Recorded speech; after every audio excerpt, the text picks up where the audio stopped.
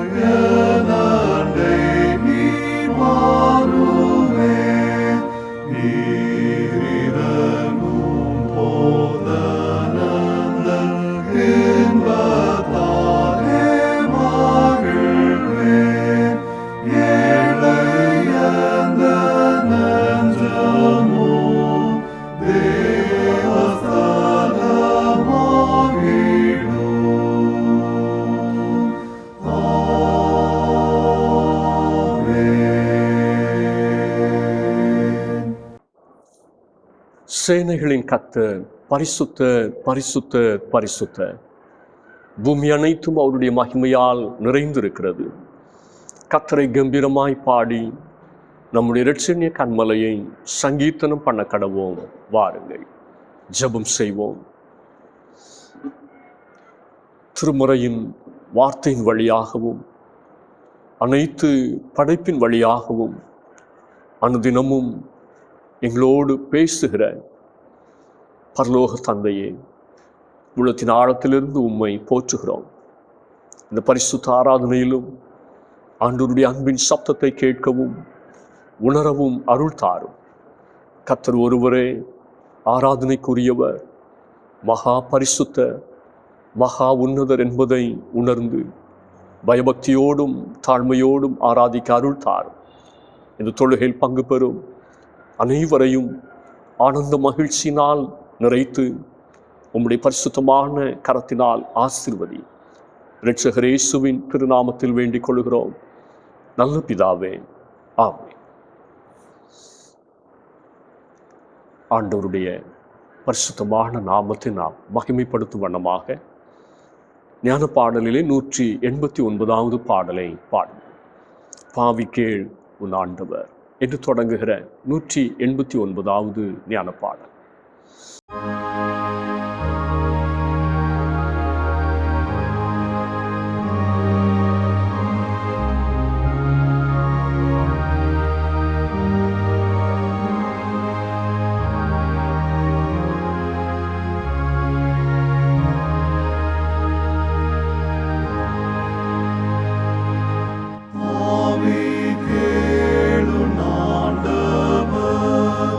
ஆராயுன்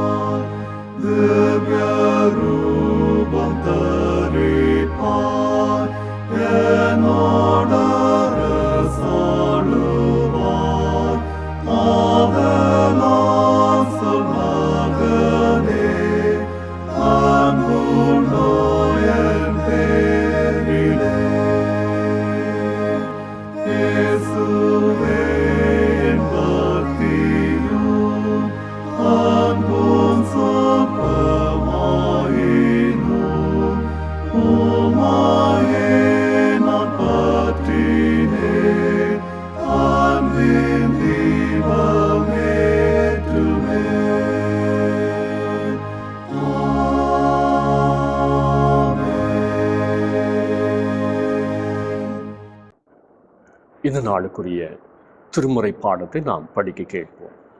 நெகேமியாவின் புத்தகம் 8வது அதிகாரம் வசனங்கள் 1 முதல் 12 முடிய.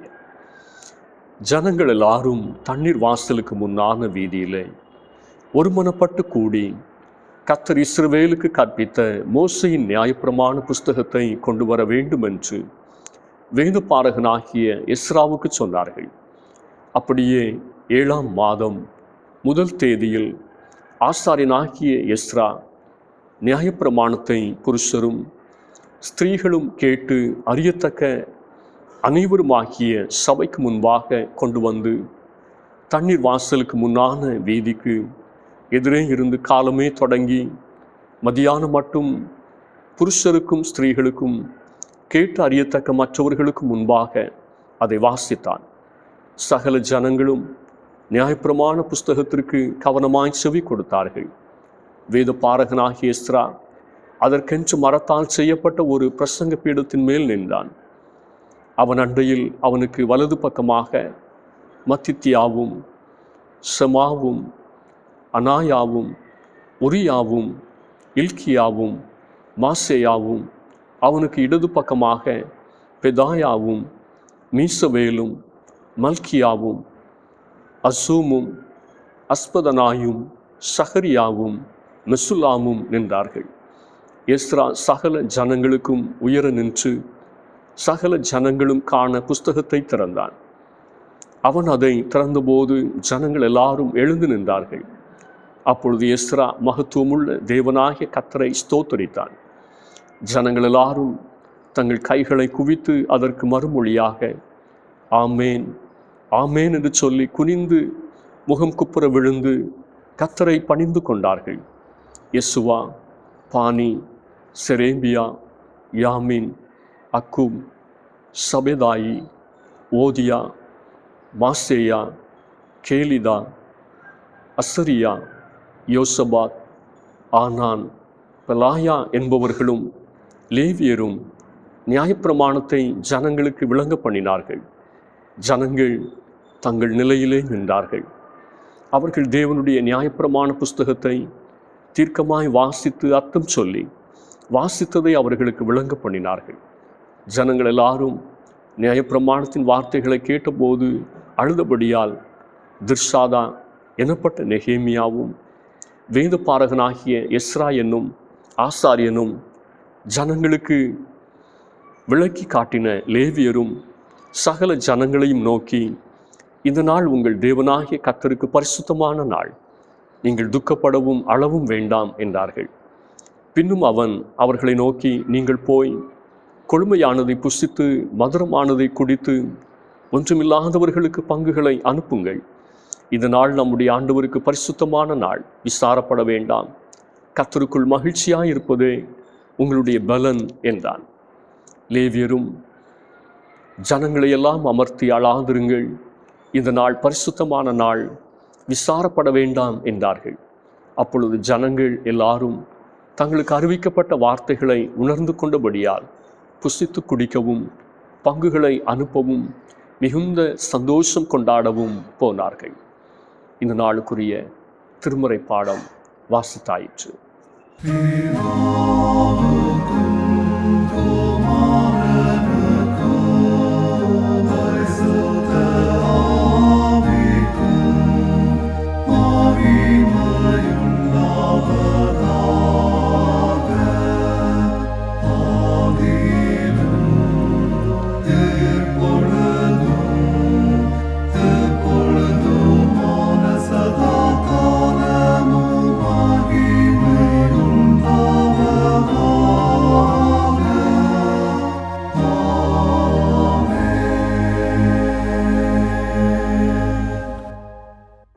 ஆண்டவருடைய அருள் வார்த்தைகளை நாம் கேட்க நம்மை ஆயத்தப்படுத்திக் கொள்ளும் வண்ணமாக இன்ப இயேசுவின் இணையில்லா நாமத்தை புகழ்ந்து என்கிற பாடலை உற்சாகமாய் பாடுவோம்.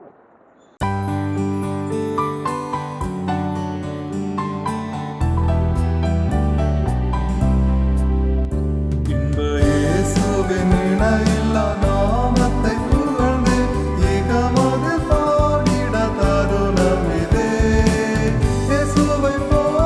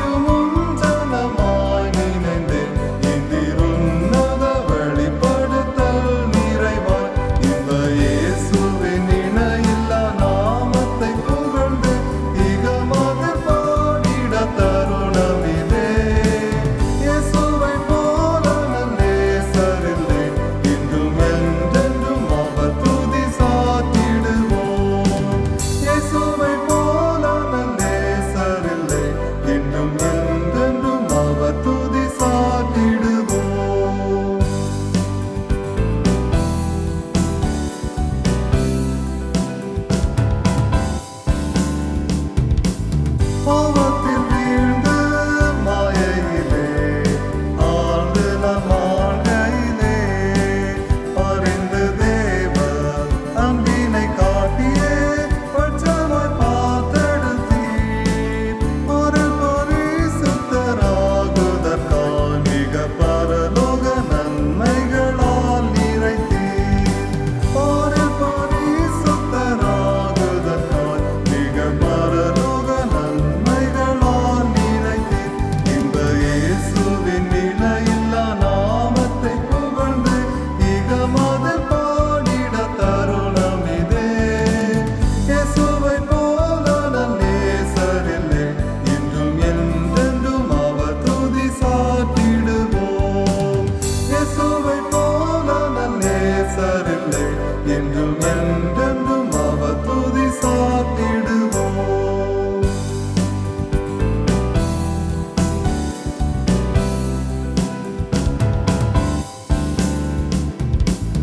ஆனானது நீரோடைகளை வாஞ்சித்து கதரும் அப்போது என் ஆத்துமாவும் உன் முகம் காணவே வாஞ்சித்து கதறுதே.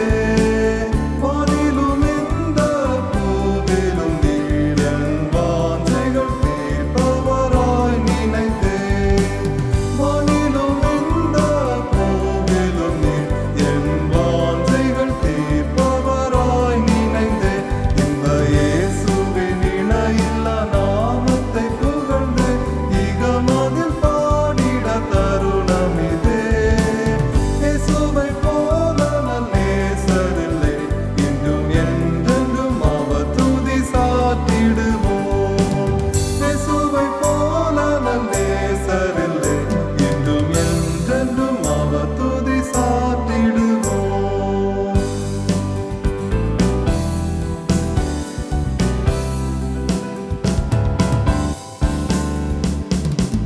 சியோனிலே நீ சிந்தை வைத்தீர், சேர்ந்தொண்டாய் கட்டுதற்காய் திவ்யாபிஷேகம் தந்தமை நிறுத்தி செந்திர சுத்தருடன் சேதம் வராமல் காத்ததினால் உம்மை சேவிப்போம் நித்திய நித்தியமாய். சேதம் வராமல் காத்ததினால் உம்மை சேவிப்போம் நித்திய நித்தியமாய். இன்ப இயேசுவின் இணையில்லா நாமத்தை புகழ்ந்து இகமதில் பாடிட தருணம் இதே. இயேசுவை போல நல்லேசரில்லை, இன்றும் என்றென்றும் அவர் துதி சாட்டிடுவோம். இயேசுவை போல நல்லேசரில்லை, இன்றும் என்றென்றும் அவர் துதி சாட்டிடுவோம்.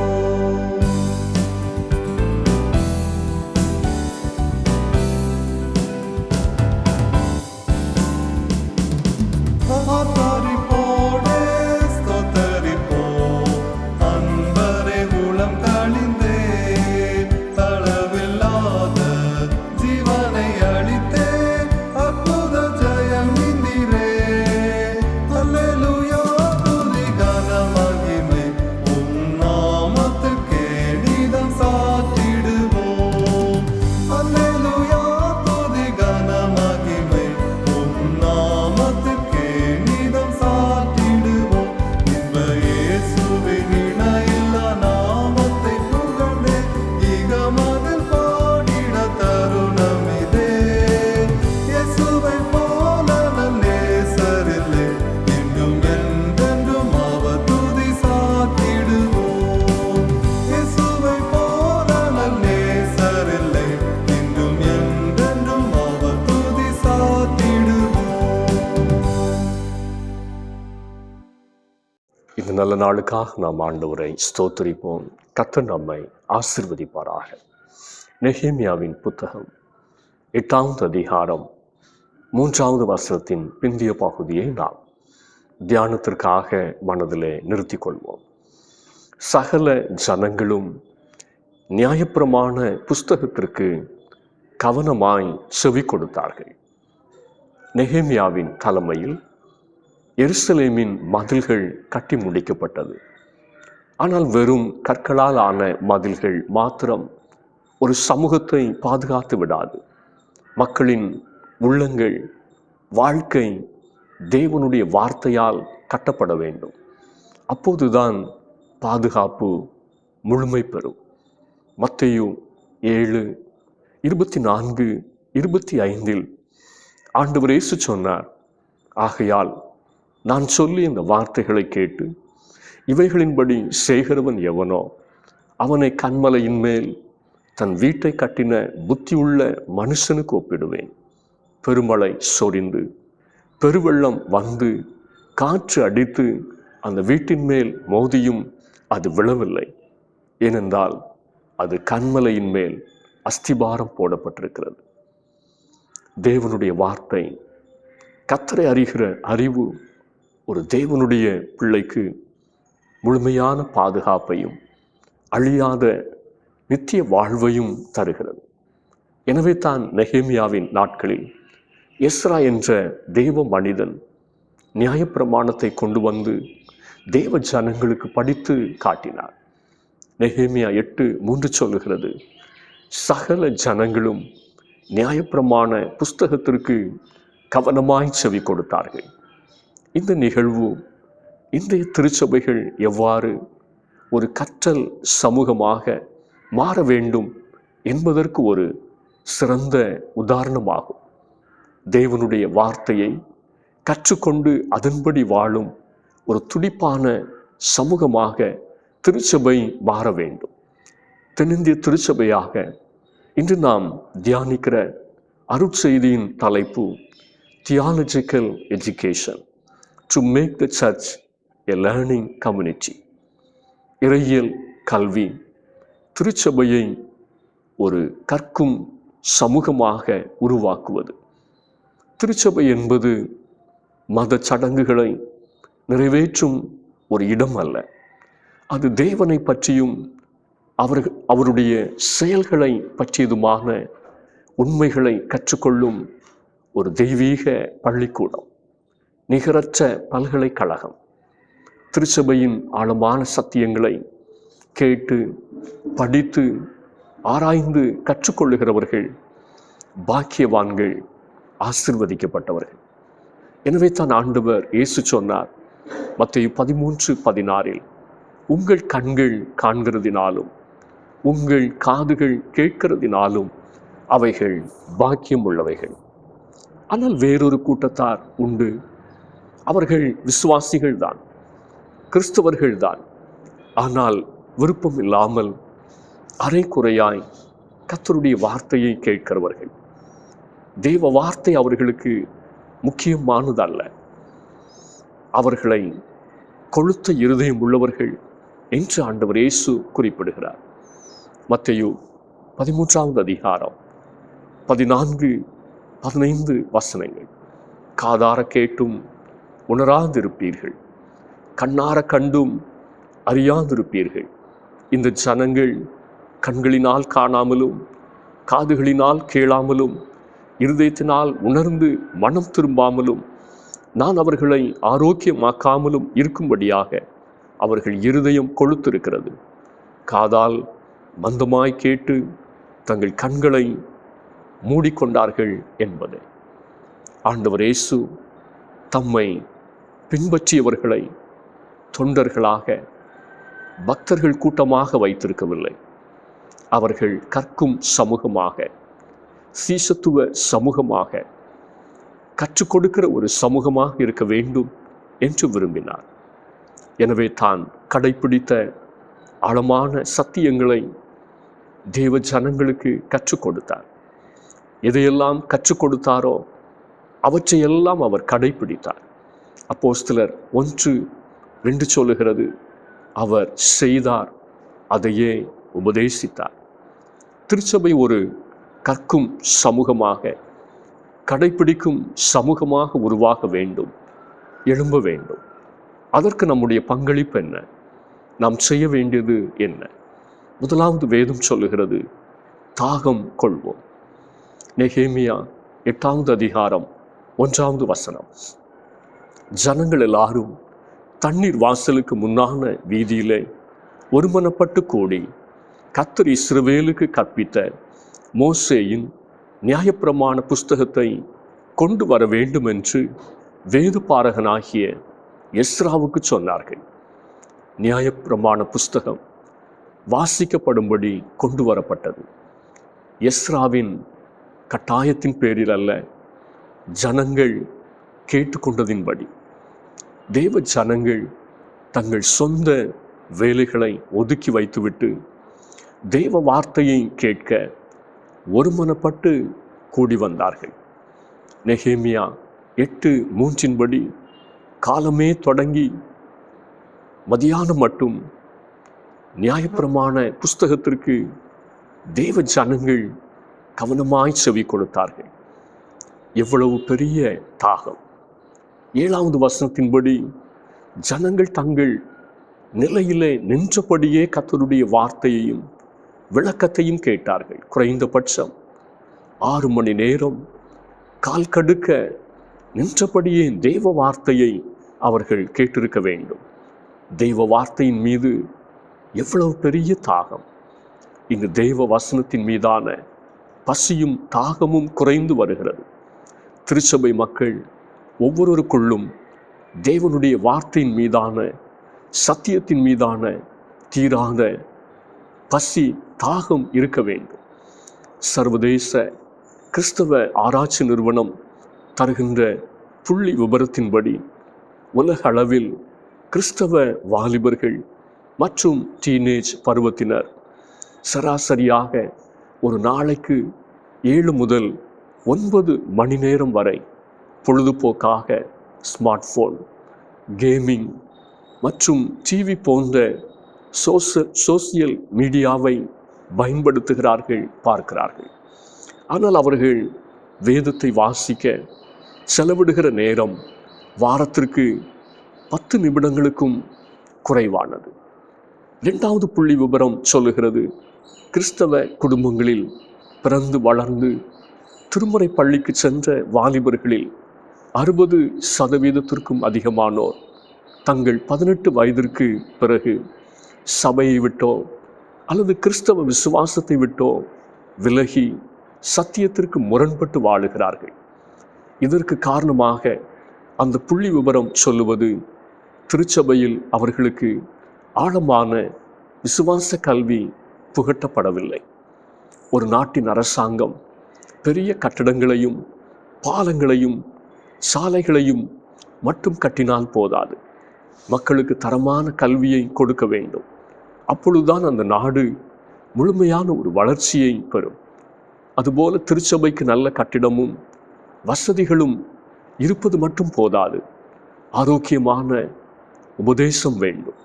விசுவாசிகள் வேதத்தை ஆழமாய் கற்றுக்கொள்ள தாகம் கொண்ட நிலம் போல இருக்க வேண்டும்.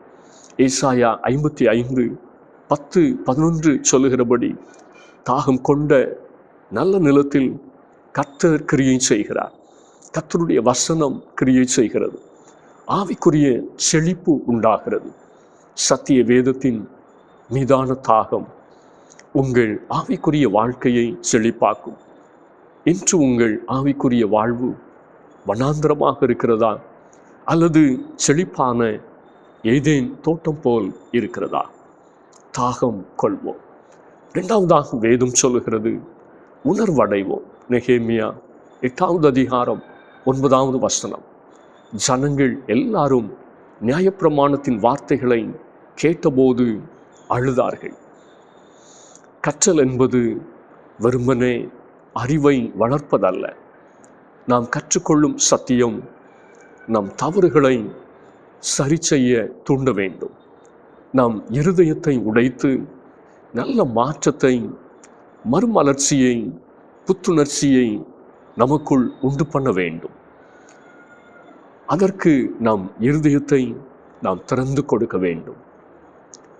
பெரோயா பட்டணத்தார் தேவ வார்த்தையை தங்கள் இருதயத்தில் ஏற்றுக்கொண்ட போது அவர்கள் வாழ்வில், குணத்தில், சுவாபத்தில் பெரிய மாற்றம் ஏற்பட்டது. அப்போஸ்தலர் 17:11. அந்த பட்டணத்தார் மனோவாஞ்சையாய் வசனத்தை ஏற்றுக்கொண்டு காரியங்கள் இப்படி இருக்கிறதா என்று தினம்தோறும் வேத வாக்கியங்களை ஆராய்ந்து பார்த்ததினால் தெசலோனிக்கேயில் உள்ளவர்களை பார்க்கிலும் நற்குணசாலிகளாக இருந்தார்கள். தேவனுடைய வார்த்தை நம் இருதயத்தை நமக்கு காட்டும் ஒரு கண்ணாடி. அதற்கு முன்னால் நாம் நிற்கும்போது அது நம் பாவத்தை நமக்கு அப்படியே காட்டுகிறது, நம்மை உணர்வடைய வைக்கிறது, கதறி அழ வைக்கிறது. நான் இப்படி நடந்து கொண்டு விட்டேனே, நானா இப்படி செய்தேன் என்கிற உணர்வை நமக்குள் ஊட்டுகிறது, மனம் திரும்ப வைக்கிறது. ஆவிக்குரிய அலங்காரங்களினால் நம்மை அழகுபடுத்தி கொள்ள உதவுகிறது. தேவ வார்த்தையும் தேவ சமூகமும் தான் ஒரு தேவனுடைய பிள்ளையினுடைய பியூட்டி பார்லர். தேவ சமூகம் தேவ வார்த்தையும் உங்கள் வாழ்வை அழகாக்கும், உங்கள் குடும்பத்தை அழகாக்கும், உங்கள் சுவாபத்தை அழகாக்கும். நெகேமியாவின் நாட்களில் தேவ ஜனங்கள் தேவ வார்த்தைக்கு, தேவ வசனத்திற்கு எவ்வளவு மதிப்பளித்தனர் என்பதை நெகேமியா 8வது அதிகாரம் 5-6 வசனங்கள் நம் கண்முன் நிறுத்துகிறது.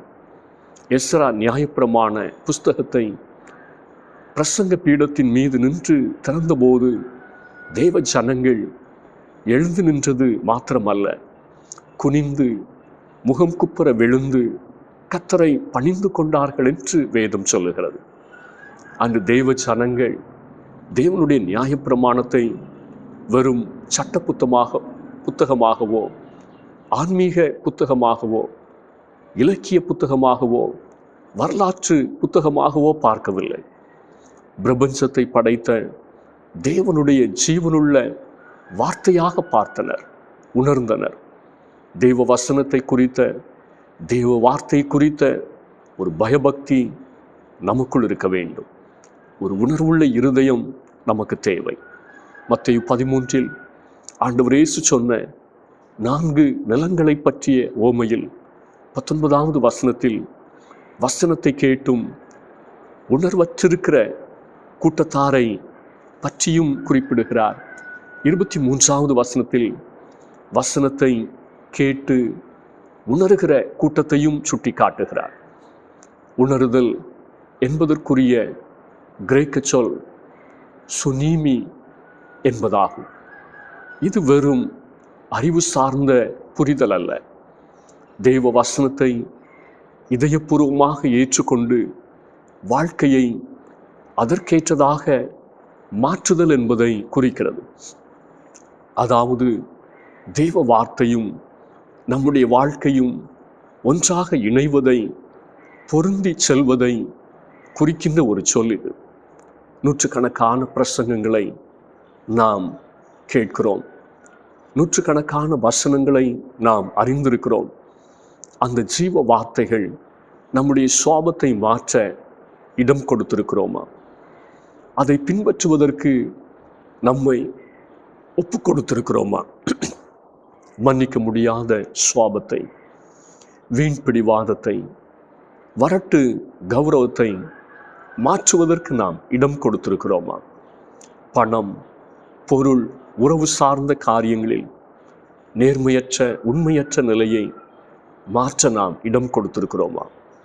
அந்த தேவ ஜனங்கள் தங்கள் வாழ்க்கை தரத்தையும் நடத்தையின் தரத்தையும் தேவ வார்த்தையின் வெளிச்சத்தில் கண்டபோது பாவ உணர்வடைந்து இதயம் உடைந்து தேவ சமூகத்தில் அழுதார்கள், மனம் திரும்பினார்கள். நம்மிலே மனமாற்றம் உண்டா? குணமாற்றம் உண்டா? சுவாப மாற்றம் உண்டா? மூன்றாவதாக வேதம் சொல்லுகிறது, பலன் கொடுப்போம். நெகேமியா 8:12. அப்பொழுது ஜனங்கள் எல்லாரும் தங்களுக்கு அறிவிக்கப்பட்ட வார்த்தைகளை உணர்ந்து கொண்டபடியினால் புசித்து குடிக்கவும் பங்குகளை அனுப்பவும் மிகுந்த சந்தோஷம் கொண்டாடவும் போனார்கள். தேவ வார்த்தையை கற்று வளர்கிற ஒரு திருச்சபை மகிழ்ச்சி நிறைந்த சபையாக இருக்கும். தேவையில் இருப்போருக்கு உதவுகின்ற தாராள குணம் கொண்ட சபையாக இருக்கும். நம்முடைய ஆராதனை வாழ்வு, கிறிஸ்தவ வாழ்வு, நம்மில் வெளிப்படும் கிறிஸ்துவின் சாயல், நாம் பேசும் தீர்க்க தரிசனமான வார்த்தை அவிசுவாசிகளை மெய்யாய் தேவன் உங்களோடு இருக்கிறார் என்று அறிக்கையிட தூண்டுவதாக அமைய வேண்டும் என்று 1 கொரிந்தியர் 14வது அதிகாரம் 24, 25 வசனங்கள் சொல்லுகிறது. நமது திருச்சபை, நம் தனிப்பட்ட வாழ்வு நல்ல நிலமாக இந்த சமூகத்திற்கு பலம் தர வேண்டும். நம் மூலமாய் பிற நன்மை பெற வேண்டும். இந்த சமூகம் ஆசீர்வதிக்கப்பட வேண்டும். மத்தேயு 13:23 சொல்லுகிறது, நல்ல நிலத்தில் விதைக்கப்பட்டவனோ வசனத்தை கேட்கிறவனும் உணர்கிறவனுமாயிருந்து 100ஆகவும் 60ஆகவும் 30ஆகவும் பலன் தருவான். வயல் நிலம் விளையும் போது 3 மேனி 4 மேனி விளைவதே ஒரு பெரிய காரியம். ஆனால் ஆண்டவர் நம்மில் பெரிய எதிர்பார்ப்பு வைத்திருக்கிறார். குறைந்ததுதான் 30 மேனி, 100 மடங்கு அல்லது 100 மேனி வரை ஆண்டவர் நம்மிடத்தில் எதிர்பார்க்கிறார். இது நம்முடைய புத்திக்கு எட்டாதது தான். ஆனால் நம்மிடத்தில் முழுமையான அர்ப்பணம் இருக்கும்போது கர்த்தர் அதை சாத்தியமாக்குவார். உங்களுடைய கம்ப்யூட்டரில் எவ்வளவு நல்ல சாஃப்ட்வேர் இருந்தாலும் பின்னணியத்தில் ஒரு வைரஸ் அல்லது மால்வேர் ஓடிக்கொண்டிருந்தால் அது கம்ப்யூட்டரின் வேகத்தை குறைத்து அதை முடக்கிவிடும். உங்கள் மனதில் ஓடுகின்ற தேவையற்ற பயம், உலகத்தினுடைய கவர்ச்சி, தாழ்வு மனப்பான்மைகள், இச்சைகள், தவறான ஆசைகள் போன்ற வைரசுகள் தேவ வார்த்தை உங்களிலே கிரியை செய்ய முடியாதபடி தடுத்து உங்களை பலனற்றவர்களாக மாற்றிவிடும். இன்றைக்கு முழுமையாக நம்மை அர்ப்பணிக்க அழைக்கப்பட்டிருக்கிறோம். தேவ சமூகத்தையும் தேவ வார்த்தையும் விட்டு சென்ற யோனா தேவ வார்த்தைக்கு தன்னை அர்ப்பணித்த போது யோனாவின் ஒரே ஒரு பிரசங்கம், எச்சரிப்பின் செய்தி நினிவே பட்டணத்தில் ஒரு பெரிய மாற்றத்தை, மனம் திரும்புதலை கொண்டு வந்தது. ஆண்டவர் இயேசுவின் வாழ்க்கையும் வார்த்தையும் இன்று வரை நம்முடைய வாழ்விலும் அநேகருடைய வாழ்விலும் நித்திய வெளிச்சத்தை தந்திருக்கிறது, தந்து கொண்டிருக்கிறது. இன்று நம்மை நாமே பண்பட்ட நிலம் போல தேவ கரங்களில் கொடுப்போம். 100 மடங்கு பலன் கொடுப்போம். கர்த்தர் இந்த வார்த்தைகள் வழியாக நம் ஒவ்வொருவரையும் ஆசீர்வதிப்பாராக. ஆராதனைக்கு நிறைவு பாடலாக கீர்த்தனை பாடலிலே 366வது பாடலை பாடுவோம். ஆவி உடல் பொருள் அத்தனையும் உமக்காக படைக்கிறேன் ஆண்டவரே.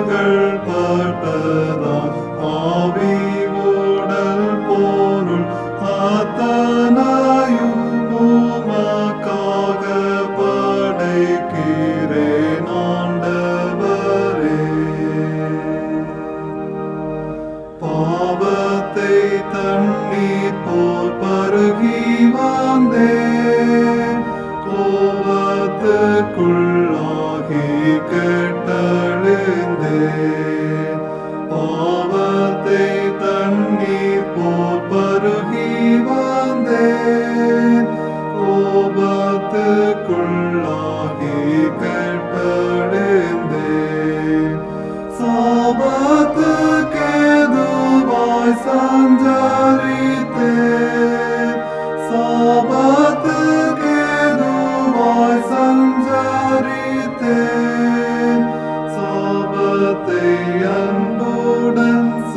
அளித்தீரே என் நாதா.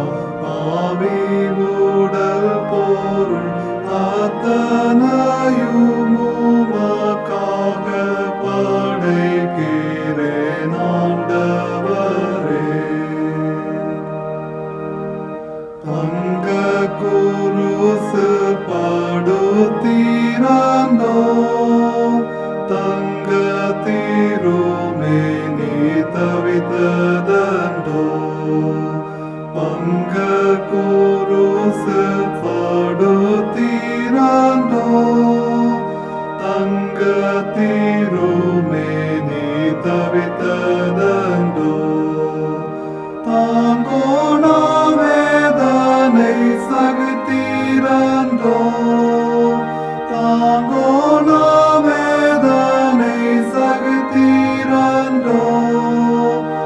ஏங்குதேய நாவி இப்பாடு நினைக்கையன், ஆவி உடல் பொருள் அத்தனையும் உமக்காக படைக்கிறேன் ஆண்டவரே.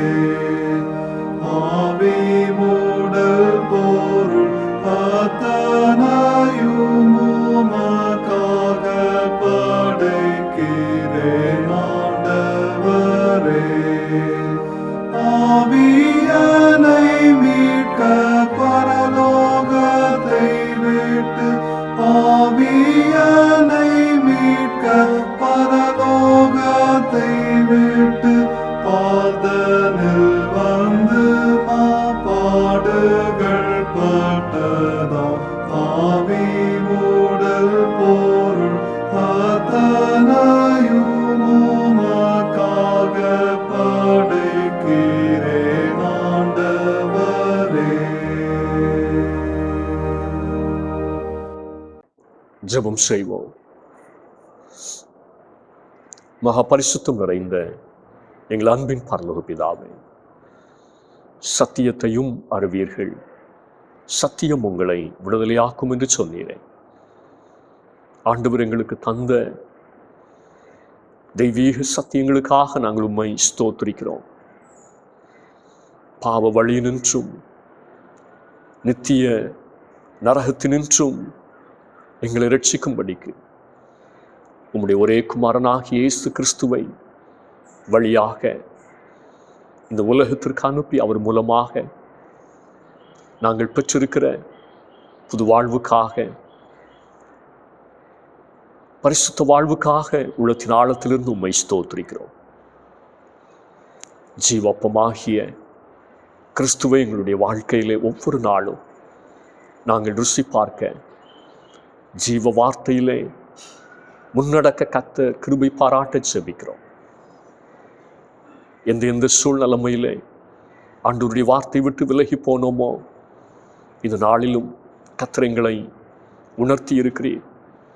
கர்த்தருடைய வேதத்திற்கு முக்கியத்துவம் கொடாது போன தருணங்களையும் சூழ்நிலைமைகளையும் உணர்ந்து உம்மிடத்தில் நாங்கள் மன்னிப்பு கேட்கிறோம்.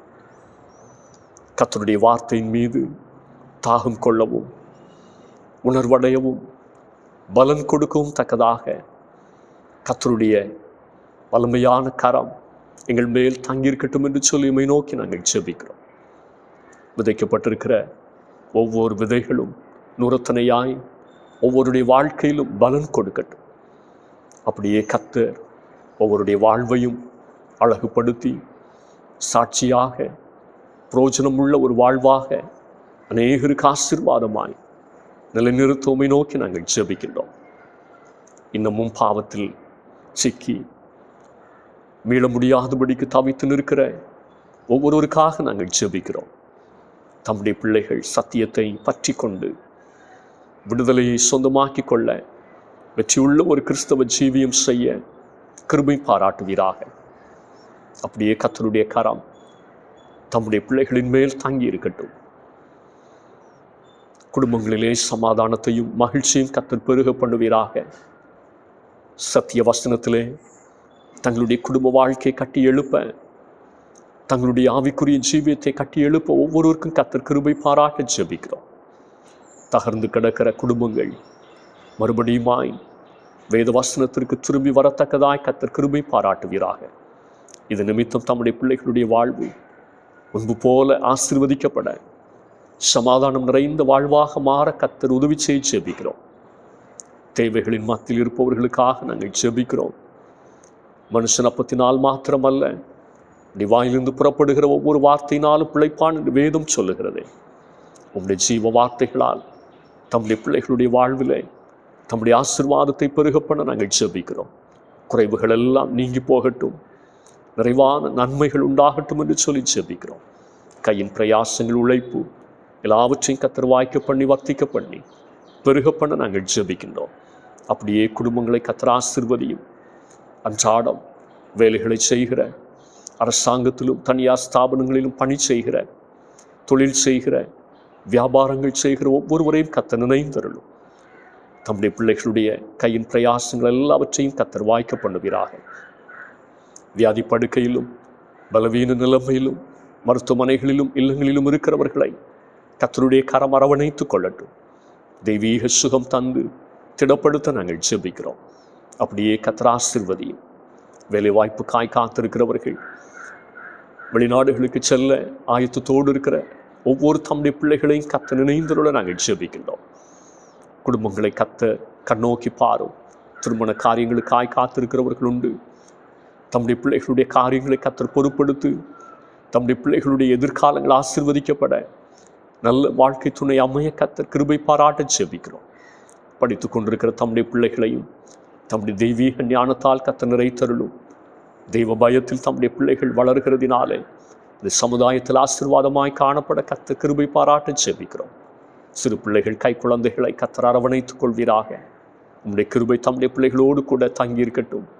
உலகத்தினுடைய கேடான பாதைகளை கற்றுக்கொள்ளாதபடிக்கு சத்தியத்திலே தம்முடைய பிள்ளைகள் நடக்க கர்த்தர் உதவி செய்ய உம்மை நோக்கி நாங்கள் ஜெபிக்கிறோம். ஊழியங்களுக்காக ஜெபிக்கிறோம்.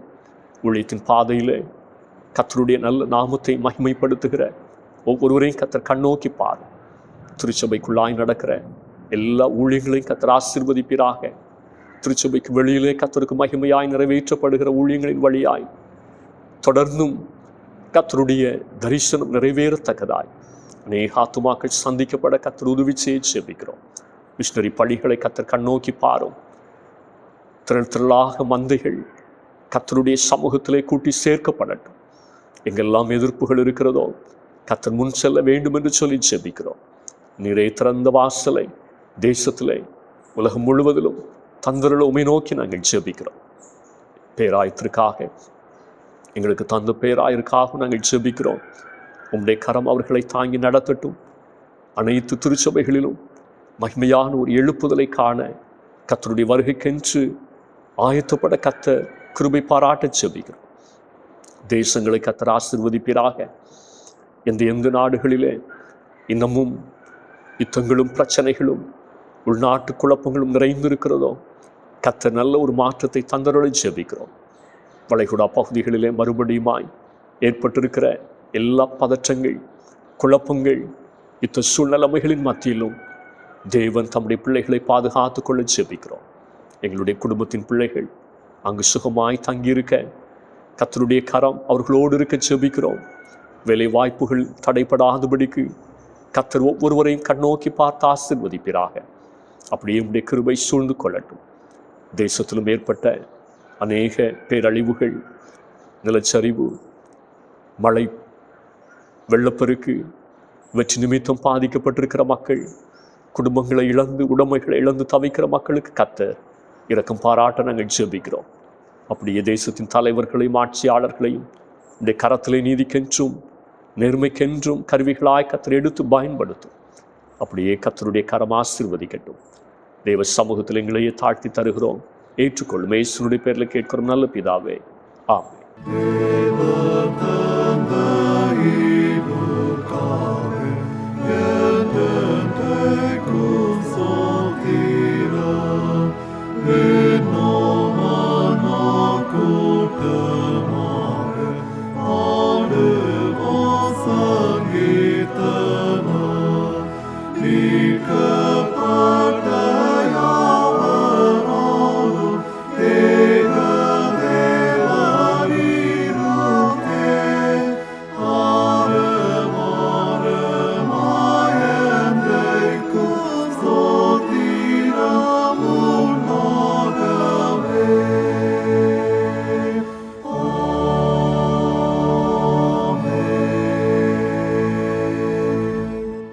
நம்முடைய ஆண்டவராகிய இயேசு கிறிஸ்துவின் கிருபையும் பிதாவாகிய தேவனுடைய அன்பும் பரிசுத்தாவினுடைய ஐக்கியமும் சிநேகமும் நம் அனைவரோடும் இன்றும் என்றும் சதா காலங்களிலும் நிறைவாய் தங்கியிருப்பதாக